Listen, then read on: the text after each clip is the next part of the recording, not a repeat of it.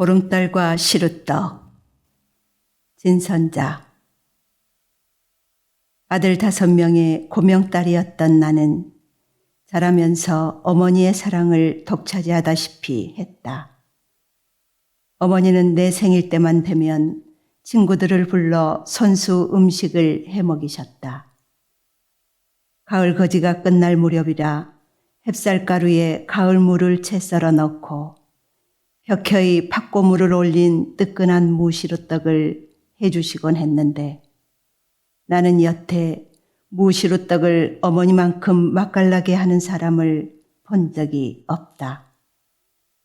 무의 아린맛과 단맛이 어우러지면서 부드럽게 넘어가던 어머니표 무시루떡을 앞에 두고 조잘조잘 우리의 이야기는 끝없이 이어졌다. 10월의 보름달은 유난히 크고 밝았다.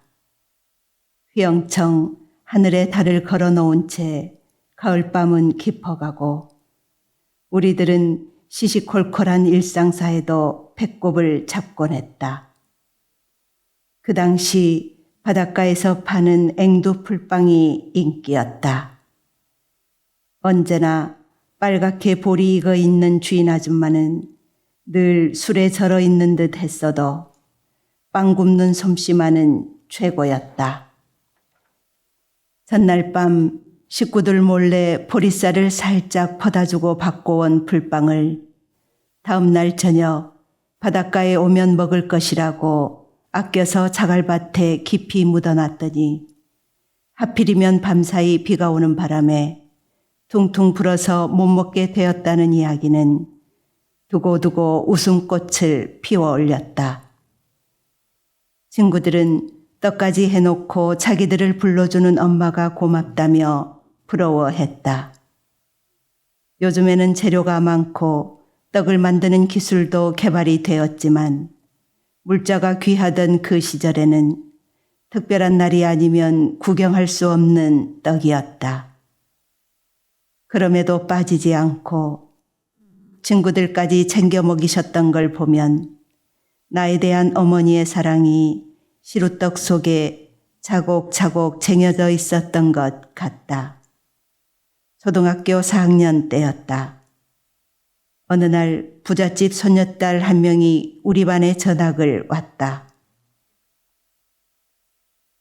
가방을 메고 예쁘게 묶은 갈래머리를 찰랑거리는 모습은 숲속의 요정 같았다. 선생님들도 예뻐했고 친구들도 졸졸 따라다니며 어울리고 싶어했다. 그런데 유독 그 아이를 눈의 가시처럼 못마땅해 하던 친구가 한 명 있었는데 그 아이가 사건의 발단이 되었다. 그 친구는 공부도 잘하는 데다 노래도 잘 불렀다. 무슨 놀이를 해도 자기가 우선이었고 자기가 제일 잘나야만 했던 아이였는데 갑자기 자기 자리가 흔들리게 되니 질투심에 발동이 걸렸던가 보다. 새로운 친구를 골려줄 계획을 세우고 어리숙한 친구 2명을 합류시켰다. 하나는 전학 온 아이 집 어장의 막일꾼 딸이었고 나머지 하나는 나였다. 3명 모두 집이 가까워서 내 집, 네 집 없이 들락거렸고 그러다 보니 속닥거리기도 안성맞춤이었다. 당신은 집에 가서 점심을 먹고 와서 오후 수업을 하는 때였다. 우리는 빨리 먹고 뛰어와서 행동에 들어가기로 했다. 마침 교실에는 아무도 없었다. 우리는 그 아이의 책상에서 책을 들고 와서 얼른 몇 장씩 찢어서 교실 바닥 틈새로 던져버리고 아무 일이 없었던 것처럼 수업에 들어갔다. 그러나 10분도 안 가서 들통이 나고 말았다.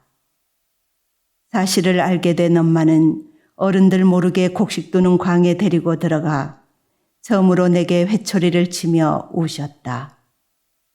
내가 아픈 것보다도 저것이 나중에 어떻게 클 것인가가 더 걱정이었다고 훗날 그때 일을 입에 올리셨다. 이렇듯 나는 엄마의 관심과 사랑 속에 커갔다. 어머니는 나를 상급 학교에 진학시키지 못한 것을 두고두고 가슴 아파했지만 나는 막상 그리 애달파하지도 않았다.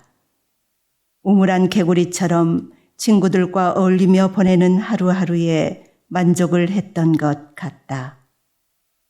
그러나 결혼을 하고 도해지로 나와보니 좀 더 공부를 하지 못했던 것이 여간 아쉬운 게 아니었다. 거리에는 영문으로 표기된 간판이 여기저기 생겨나고 하물며 아이들 옷에도 영어 글자가 드물지 않게 새겨져 있곤 했다. 세태라는 거대한 물살에서 혼자만 튕겨져 나온 기분이었다. 어머니를 만나는 것이 괜히 짜증났다. 기우는 가세에 손자 2명을 충무학교에 보내는 것도 벅찬데 나까지는 무리라고 하시는 할머니를 끝까지 설득하지 못한 어머니가 그렇게 야속할 수가 없었다. 제때 받은 교육이 그 사람의 평생을 좌우하는데 그리도 소중히 여기던 딸의 공부를 뒷받침해주지 못했던 마음이 얼마나 아팠을까. 아마도 어머니의 속은 다다못해 숫덩이가 되었을 게다. 어찌할 수 없던 상황을 알면서도 어머니한테 화를 내곤 했었다. 결국 나는 결단을 내렸다. 늦었지만 다시 공부를 시작하자고. 아이들이 초등학교 다니던 무렵 아이들을 제대로 키우려면 내가 먼저 공부를 해야겠다 싶었다. 소식을 들으신 어머니는 누구보다도 기뻐하셨고 응원을 해주셨다. 어느 날 부모님이 시골집을 정리하고 서울 셋째 아들네 집으로 옮겨가시게 되었다. 그곳에서 얼마 지나지 않아 어머니는 뇌출혈로 쓰러지셨고 동생 내외가 양방으로 한방으로 뛰어다니며 치료한 덕분에 3년 만에 어머니는 조금씩 걷기 시작하셨다. 그 무렵 동생이 미국 텍사스주에 있는 한인 교회의 담임 목사로 부임하면서 부모님을 모시고 떠나갔다. 10년 정도가 지났을까. 부부 동반 모임에서 캐나다 여행을 갔다가 돌아오면서 일행과 헤어져 부모님이 계시는 텍사스주로 갔다.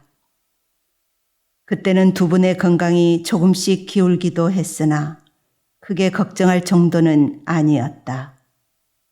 주일날이면 성경책을 끼고 목사 아들 차를 타고 교회에 가시는 것이 큰 낙이시라며 더없이 행복해 하셨다. 그때 엄마께 그동안 누가 제일 보고 싶었어요? 하고 물었더니 우리 딸 네가 제일 보고 싶었다 고 하시며 내 손을 꼭 잡아주셨다. 모녀가 소리 없이 한참을 울었다. 그것이 어머니와의 마지막 대화가 될 것이라고는 꿈에도 생각지 못했다. 내가 미국을 다녀오고 2, 3년이 지났을 무렵 어머니가 위독하시다는 연락을 받고 달라스로 급히 갔다. 기억력을 놓으신 어머니는 나를 제대로 알아보지도 못하셨다. 멍하게 초점 없는 눈으로 숨만 몰아쉬고 계셨다. 그나마도 눈 감으시는 모습을 보지 못한 채 그곳을 떠나올 수밖에 없었다. 며칠 지나지 않아 부음을 받았다. 먼 타지에서 마지막을 맞으신 어머니. 마음이야 늘 절절하지만 선뜻 가볼 엄두를 낼 수도 없는 곳에 어머니께서 누워 계신다. 애틋함이 배가 되어서인지 살다가 힘들 때면 언제나 어머니가 생각난다. 머리엔 동백기름을 바르고 단아하게 비녀를 찌르셨던 어머니. 내가 아픈 것을 모르고 떠나셨지만 먼 그곳에서도 악착같이 나에게 힘을 실어주고 계실 것이다. 오늘처럼 달빛이 환한 날이면 유독 어머니가 그립다.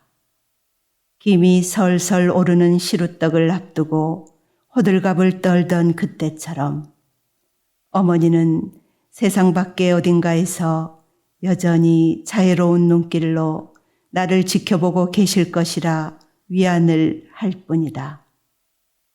온몸으로 달빛을 받으며 어머니가 계시던 유년의 풍경 속을 오래도록 서성거리게 되는 밤이다.